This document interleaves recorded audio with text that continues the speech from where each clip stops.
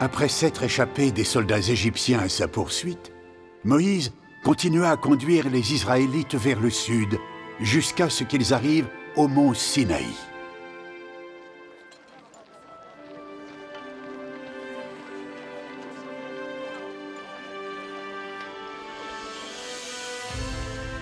L'Éternel Dieu est descendu sur le mont Sinaï dans la gloire et a donné ses commandements aux Israélites par l'intermédiaire de Moïse. Dieu a prononcé toutes ces paroles. Il a dit: « Tu n'auras pas d'autre Dieu devant ma face. Tu ne te feras point d'image taillée. Tu ne te prosterneras point devant elles, et tu ne les serviras point.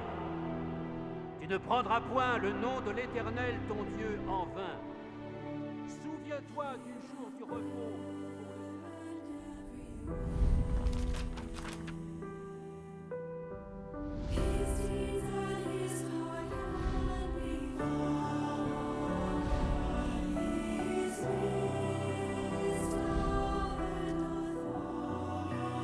Après avoir conduit les Israélites hors d'Égypte, Dieu a donné des lois sous forme de commandements, d'enseignements, de prohibitions et de décrets.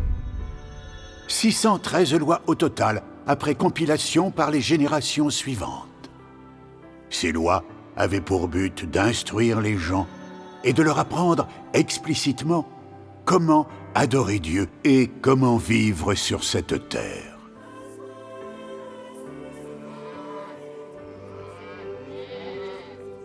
Ces commandements et ces lois étaient les premières conditions détaillées pour guider l'humanité sur la façon de vivre, pour réglementer le comportement humain et mesurer les normes morales.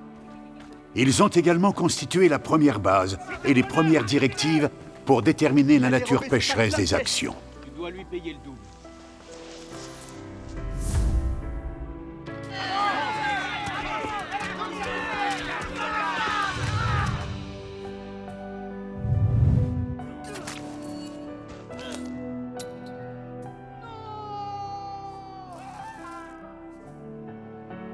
Ils ont fourni des signes et des normes pour les générations futures sur l'établissement de la Constitution. Ils ont également posé les bases nécessaires au perfectionnement des systèmes juridiques pour les générations futures. De nombreuses dispositions légales et de nombreux concepts juridiques modernes ont été profondément influencés par ces lois.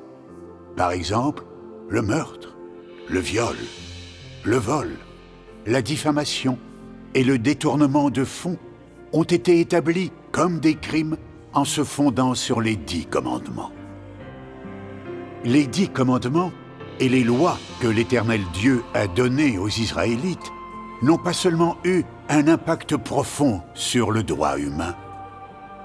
Ils ont également joué un rôle critique dans l'établissement et la formation d'une civilisation morale et des institutions démocratiques dans les sociétés humaines.